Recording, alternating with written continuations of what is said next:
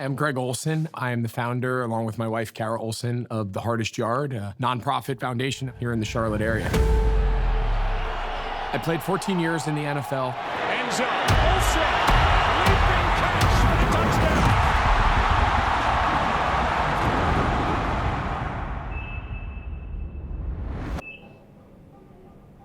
touchdown. Fall of 2012 was a challenge.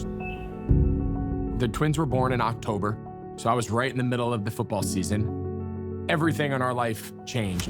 We found out that our son, TJ, would be born with a very serious congenital heart defect. Anybody who gets tough news, there's always the initial, woe is me. How are we ever gonna get through this? How are we ever gonna get our baby through this?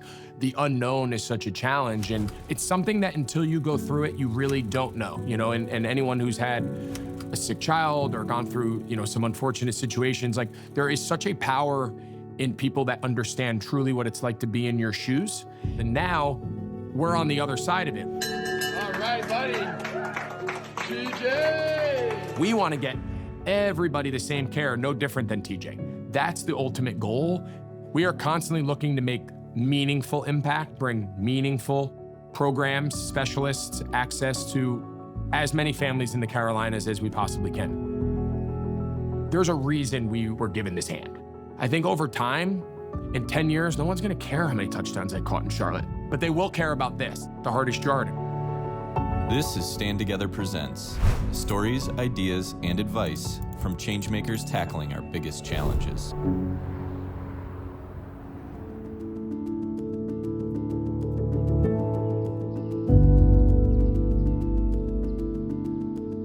TJ was diagnosed in utero with hypoplastic left heart syndrome, which in essence means the valves that allow blood in and out of the left ventricle never open. So he was in essence born with half of a heart.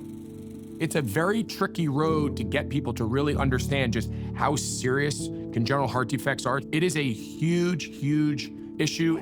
Affecting over 40,000 newborns every year, congenital heart defects are the #1 killer of young children in America. For many families, this means multiple surgeries in the first year of a baby's life and ongoing round-the-clock medical care. So how do families navigate this on their own? It's kind of a surreal moment because when you're in the hospital, all you hope and pray for every day is that you can go home. You can't wait for that day, and you get home, there are no nurses. There is no doctor. Say hi, Mommy. I opened my eyes for you, Mommy. They doing so good. All of these things that we took for granted that were going on in the hospital at the hands of professionals now fall on mom and dad. It is a very scary time bringing home these heart babies for the first time, and we got thrown right into the deep end of it. The average cost to care for a baby with a heart defect is over $650,000 in the first 5 years, often adding up to a financial burden in the millions. Anything that insurance didn't pay for, the in-home nursing care, some of the more specialist stuff, we were very fortunate that we could do it ourselves. The reality is that is not everyone's normalcy. We want to improve access to the highest level of care possible, not just improve the quality of care, but if nobody can get it, it doesn't do you any good. So we asked the doctors and the team at the hospital, we said, hey, this is what we are going through. These are opportunities and options that we wish were on the table that weren't. How do we fill them? We thought it paid huge dividends for TJ, his growth, his ability to have someone always be able to feed him and just have that extra set of hands to make sure he got everything that he needed, very similar to when he was in the hospital. What if we provided that service at an outpatient basis, in-home nursing care, specifically for very serious congenital heart babies? And they were like, we love it, it's a need. We'll start there, and then we'll work our way down to try to wrap our arms around as many kids as humanly possible. And that was the HEARTest Yard.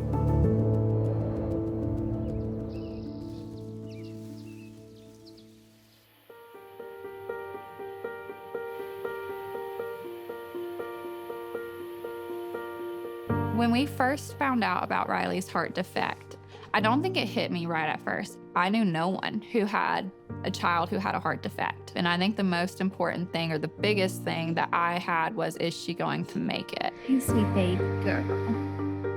Bringing a child home for the first time is already stressful. For families like Haley's who are managing complex medical needs, it can feel overwhelming. ready?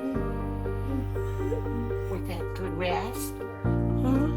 Feel good? I think the most beneficial services that the HEARTest Yard program has offered has definitely by far been the nursing.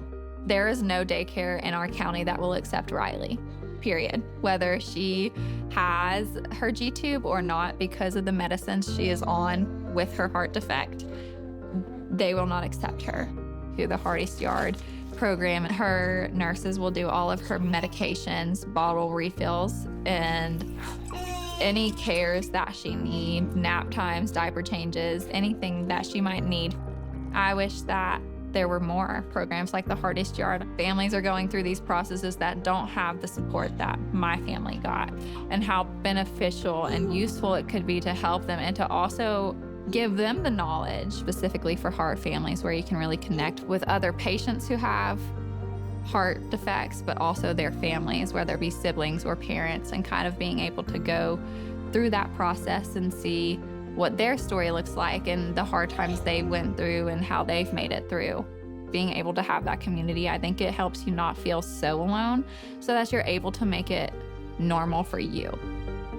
When we came home, I would say this was like walking in no man's land. It was so different than what we were used to as our normal. But now, having gone through it for months, I would just say it's our normal. And I think that that's how it's supposed to feel. But I think having that community helped us get to that point. Riley's doing good today. Riley is sassy and spunky. She is full of personality and just thriving. And it makes me so excited to see. And so now watching her get to say like, Mama was her first word, and I was so excited. It made my life skyrocket.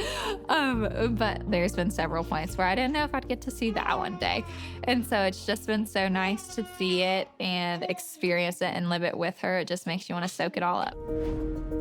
Since 2013, the HEARTest Yard has helped over 50,000 children receive the critical care they need to thrive, and is poised to expand their reach. We're not trying to make a little impact on a lot of people.